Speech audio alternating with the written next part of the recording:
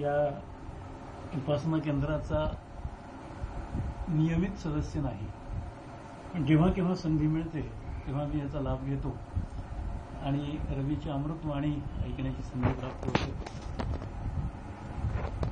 विशालजीताईंना आणि रवींना दोघांनाही मनापासून धन्यवाद की अशा प्रकारचा सत्संग आपल्या सगळ्या साधकांसाठी आपण उपलब्ध करून दिला. आणि समर्थ आणि महाराज आणि ठाकूर सरांनी सांगितलं तसं की हा त्रिवेणी संगम या ठिकाणी झाला. नाथांच्या त्या ओवीवरती मी बऱ्याच वेळा निरूपणामध्ये उल्लेख केलेला आहे की वर्णावी ती थोरी एका सद्गुरूची तेरा मानवाची कामा नाहीये. सद्गुरू समर्थ कृपेचा सागर मनी वारंवार आठवावा. सद्गुरू चरणी तल्लीन हे वृत्तीची निर्वृत्ती क्षण मात्रे.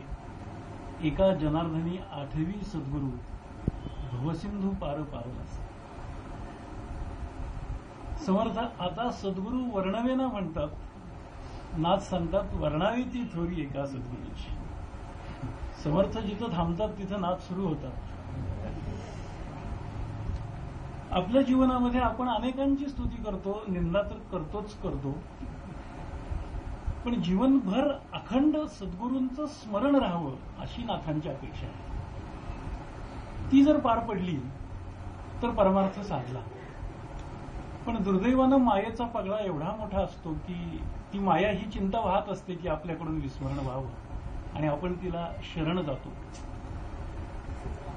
आत्ता अत्यंत मार्मिक अशा शब्दामध्ये सद्गुरूंचा उल्लेख माऊली असा केला गेला. वस्तुतः सद्गुरू हा शब्द पुल्लिंगी आहे. तो सद्गुरू, ती सद्गुरू असं कधी होणार नाही. पण सद्गुरूला माऊली जोडलं की मात्र ती झाली. आपल्या जीवनामध्ये पहिल्यांदा गुरुस्वरूपात जर आपल्याला कोण भेटत असेल तर ती आई भेटते. आणि सद्गुरूंना माऊली म्हणण्याचं ज्याला सुचलं त्याच्या प्रतिभेचं कौतुक खरं म्हणजे काय करावं. आपण ज्ञानेश्वरांना सामान्यतः माऊली म्हणतो, पण त्या ज्ञानेश्वरांची जी माऊली होती ती मुक्ताबाई होती.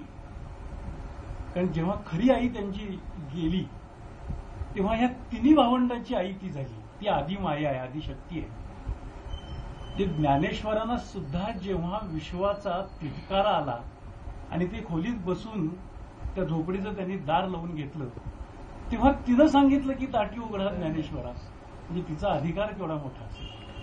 आणि म्हणून कदाचित सद्गुरूला माऊली म्हटलं जात असेल. एक छोटासा, आज मला का कोणत्याने मुक्ताबाईशी बोलावं असं वाटलं.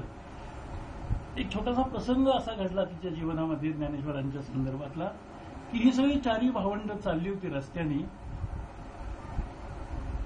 कधी गावातून कधी रानातून असा त्यांचा प्रवास असायचा. अशाच एका ठिकाणी चाललं असताना ज्ञानेश्वरांना अशी एक वस्तू दिसली रस्त्यात पडलेली की ती सोन्याची होती. आणि त्यांच्या मनामध्ये असं आलं की मला तरी काही ह्यात भेद वाटत नाही,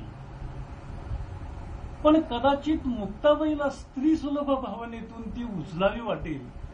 आणि म्हणून त्यांनी पायांनी हळूच त्या सोन्याच्या वस्तूवर माती ढकलली की तिला ती दिसू नये म्हणून. आणि हा सगळा प्रकार मुक्ताबाईंनी मागून बघितला. आणि ज्ञानेश्वर पुढे जाऊ लागले तेव्हा ती त्यांना म्हणाली, दादा थांब, मातीवरती पुन्हा माती कशाला टाकतोस. आणि मग काय खजील झाले असतील ज्ञानेश्वर महाराज की अरे ही तर माझ्या पलीकडची आहे.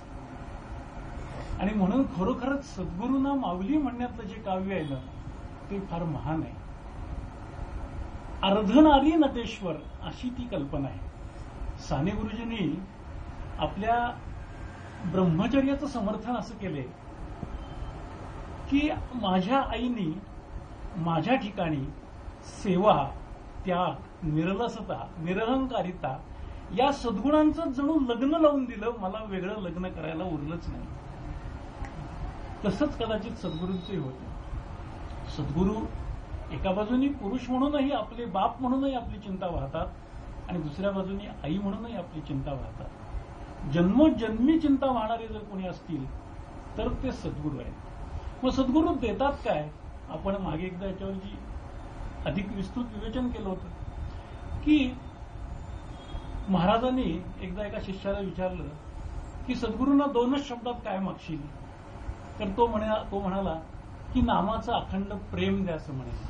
किंवा मनात म्हटलं हे 4 शब्द झाले, 2च शब्दात मागायला सांगितलं होतं. तेव्हा ते म्हणाले की काय तुम्हीच सांगा. तेव्हा महाराज म्हणाले की समाधान दे असं सद्गुरूंना महाराज. समाधान हे फक्त सद्गुरूंच्याकडे मिळतं. बाकी सगळ्या गोष्टी अन्य कुठेही मिळत असतील, पण समाधान देण्याचा अधिकार आणि समाधान देण्याची क्षमता ही फक्त सद्गुरूंच्याकडे. आपण एकदा असं पाहिलं होतं की सुख हा देहाचा गुण आहे, देहाचा धर्म आहे.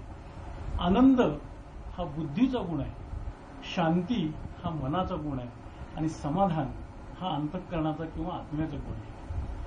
तर या समाधानामध्ये सुख, आनंद आणि शांती अंतर्भूतच आहे. समाधान आल्यानंतर पुन्हा ह्या 3 गोष्टींची वेगळी गरज नाही. ह्या 3 गोष्टी बाजारात उपलब्ध आहेत, वेगवेगळ्या मार्गाने उपलब्ध होतील.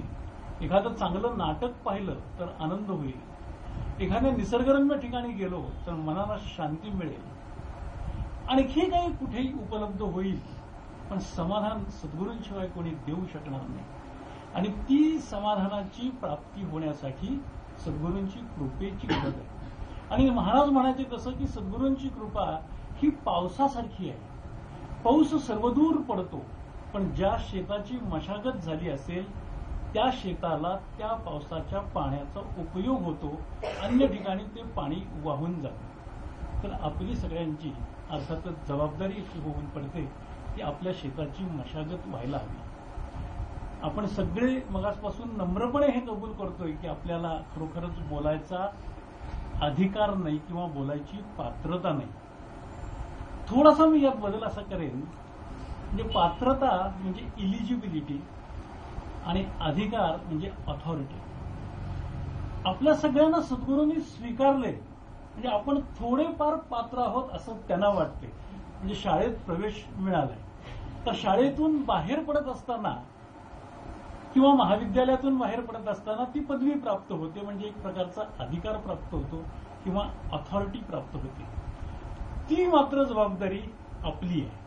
शिक्षक शिकवत असतात, पण आपण होमवर्क करत नाही, पाठांतर करत नाही आणि मग कुठेतरी मार्क्स कमी पडतात.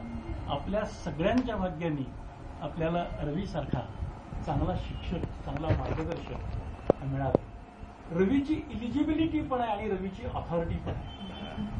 मी आत्ताच गेल्याच रविवारी गोंधळीला जाऊन आलो आणि या खेपेची निरूपण सेवा तिथं झाली नाही, तर त्या ज्या लोकांच्या भावना आहेत त्या माझ्या डोळ्यात मला पाहायला मिळाल्या की आजचं शिबिर खरोखर कुठंतरी सुनं वाटतंय, अपूर्ण वाटतंय.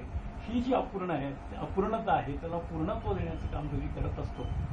त्याची तळमळ, त्याचा अभ्यास, त्याची साधनेची बैठक, त्याचा उपासनेचा आधार, या सगळ्या गोष्टी आम्हाला मनापासून भावतात. वयाचा इथं प्रश्नच उद्भवत नाही. ज्ञानेश्वर जिथं माऊली आहे तिथं रवी का नाही असू शकत. तर आपण सगळे सद्गुरूंच्या ठिकाणी आणि माऊलींच्या ठिकाणी रवीला पाहूया, त्या तत्वाच्या ठिकाणी आपण त्याला पाहूया आणि मनापासून मी त्याला वंदन करतो. आणि आपल्या सगळ्यांची ही भक्ती, ही सेवा, ही साधना या घरामध्ये जी चालू आहे त्या स्थानालाही महत्व असतं.